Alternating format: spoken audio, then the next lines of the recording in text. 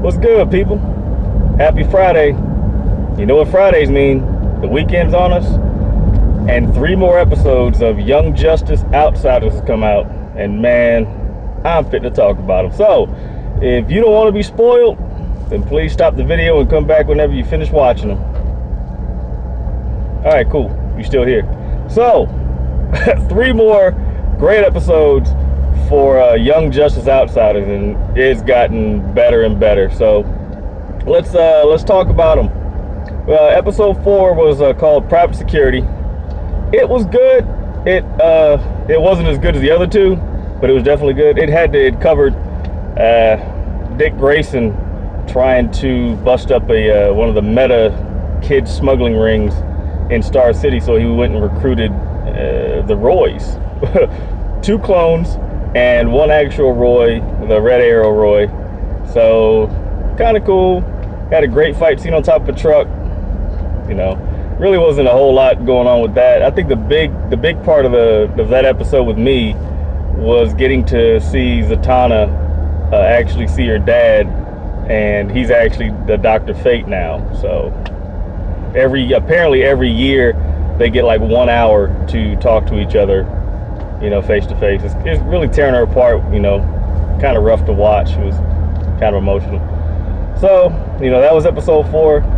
Not too much going on, but it was good. All right, episode 5 was called Away Mission, and this was kind of cool. This is really fun. It had to do with the new gods. It had to do with Orion, which turned out to be a fake Orion, and there was actually like a bad deal being done on New Genesis, and it wasn't Orion who was doing it. It turned out to be Magan's little brother, who's a Martian, just like her, of course.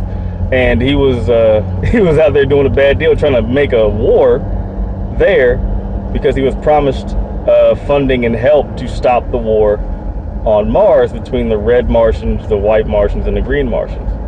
So yeah, it was kind of cool because you saw, you know, you got to meet Magan's little brother, and he turns out to be a very bad person. She ends up whipping him. He kills his minions that are with him, which is kind of gruesome. But you did get to see a lot of the Young Justice members. You got to see Kid Flash, Blue Beetle, Wonder Girl, Static, which is really cool because he had a really good fight scene. Who else? Oh, Tracy 13, which is like one of the newer characters. So they showed her. A lot of good stuff in that, and you finally got to meet Forager, because Forager's been one of the mystery characters on some of the promo images and stuff like that. So now we know who he is. Forager is a bug from New Genesis that lives on the planet side of it, and he was one of the main characters in The Deal Gone Bad. They actually exiled him because they feel like he, you know, turned on his people by going to get help from the humans and stuff like that. So, you know, now we have Forager on the team, and now you have, you know, another new member, which is cool because now you have Forager, you have Brion, which is the prince of, I can't remember the name of that country. I keep wanting to call it Wachovia. I think it's Wachovia. And then you have Halo, and Halo is so cool. Her character gets more and more more and more impressive every episode, and that was episode 5. I liked it. It was good. But episode 6 was the one that actually took the cake this week because it had so much going on. It had a lot of good reveals. It had a lot of really good action.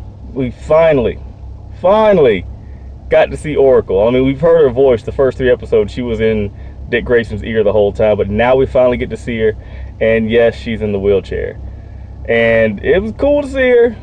And they're gonna have to go back and talk about how she ended up in the wheelchair. They're gonna have to do it. I know that this show is dark, and I was talking to somebody about how dark they could actually get, whether or not they're gonna show what happened and how it happened. But I think they will, because of, you know, episode 6. It started off, they dropped a boulder on this guy and just completely obliterated him, like smashed him. That's how the episode started. So it's got some dark elements to it. But Brion, the prince, finds out that his little sister was not kidnapped his uncle, who wanted to overthrow the crown in his country, actually had her sent away, and she's actually running with the League of Shadows. So he decides that Brion decides he wants to go and find her, because that's his whole mission. That's what he wants to do. And Halo and get out of the way, and Forager decide they want to go with him because, you know, there are 3 new people, they want to be down together. So they go to the Infinity Island, which is where the League of Shadows hangs out apparently. So they go there and they run across Sensei, and Sensei absolutely obliterates these people. I mean, they're 3 untrained metas or aliens or whatever you want to call them, 3 untrained going against Sensei, who's trained all these ninjas and all the rest of the stuff. So of course he manhandles them and tosses them all around and all this great stuff. But Sensei was, oh man, he was so cold. He grabbed a hold of Halo and snapped her neck, flipped her head completely around, did a 180. That was like, oh my gosh. But as we all know, Halo is got self-healing, but it was really wicked to watch her head spin around. So that was one of the highlights of the show. Highlights, lowlights, cool moments. That's what I'm gonna call it. But yeah, they end up getting whipped, and Sensei throws them in a prison cell, and then of course the team comes and saves them.